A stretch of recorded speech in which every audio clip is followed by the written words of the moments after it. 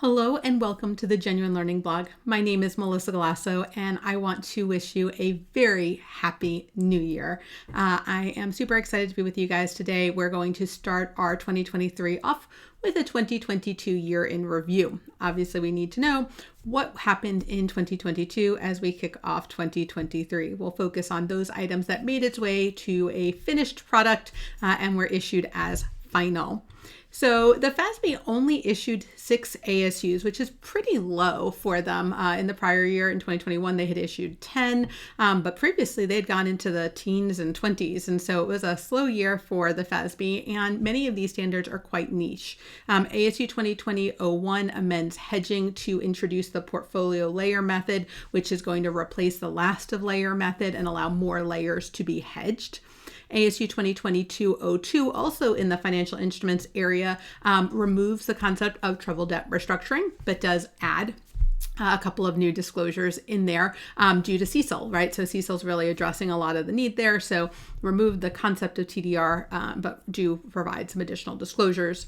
ASU 2022-03 was addressing some diversity in practice due to an example. So it updated and corrected that and addresses fair value measurement with equity securities that are subject to contractual sale restrictions and confirms that things like lockup agreements do not impact the fair value. If you outside of the, if you have Apple stock and you agree not to sell it, that doesn't change the value of Apple stock, right? Apple stock actively trades.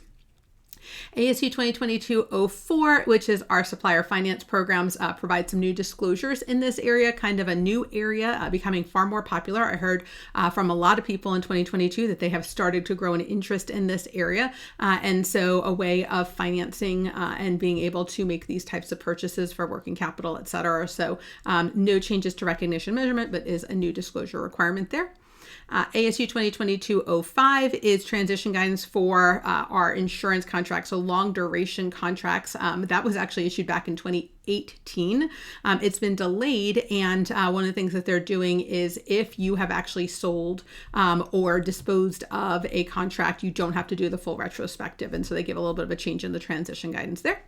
And then our last one is just a change in the effective date, reference rate reform. Again, last standard issued prior to COVID being a big thing. It was ASU 2020-04. And as part of that, they got this out there and introduced a nice transition method for LIBOR going away.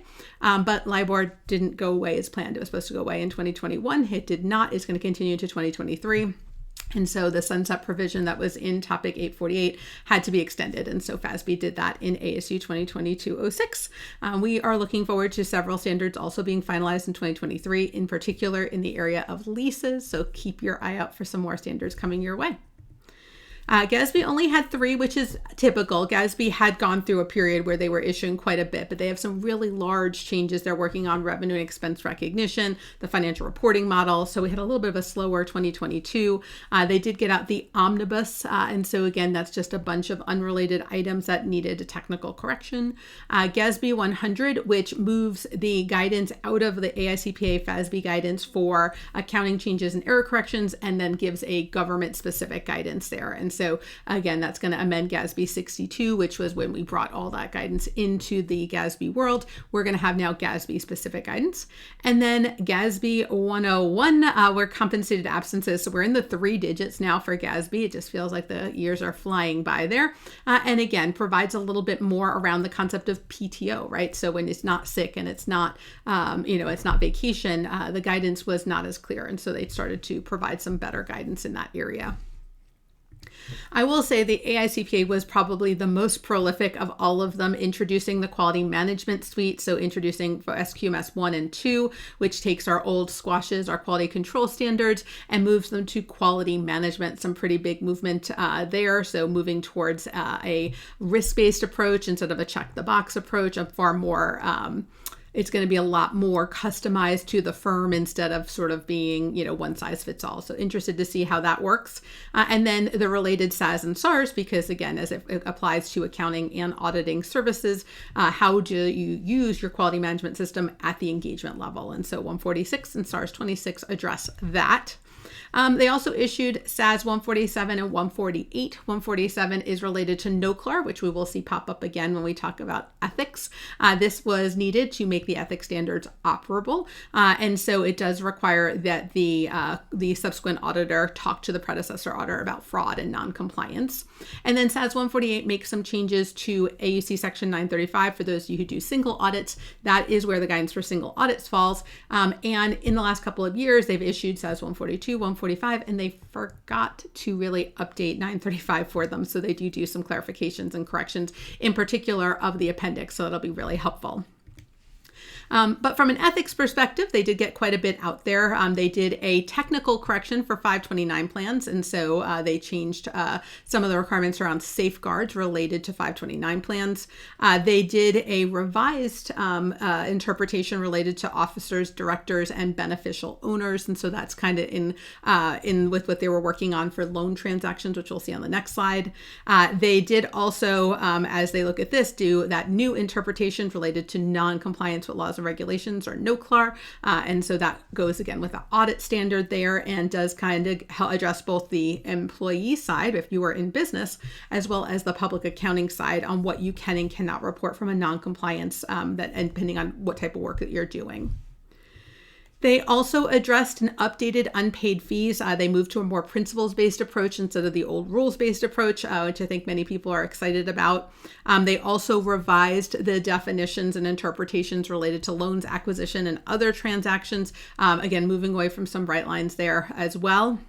And then probably the more popular of them, which was effective on December 31st of 2022. Many of these were effective on, actually the whole slide here was effective December 31st of 2022, which was assisting attest clients with implementing accounting standards, really trying to address, what can you do and what can you not do with regard to implementing these standards. In particular, leases was a hot topic.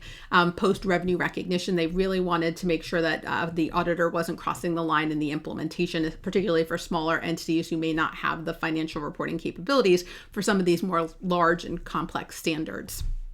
They also issued some new TQAs for ethics, which I think is always important to point out. And these are related to the Information System Services Standard, which was effective January 1 of 2023, and trying to give a little bit more of an understanding of how you use the rules within there from a more principles-based approach. And so they kind of give you some professional judgment concepts that you can apply.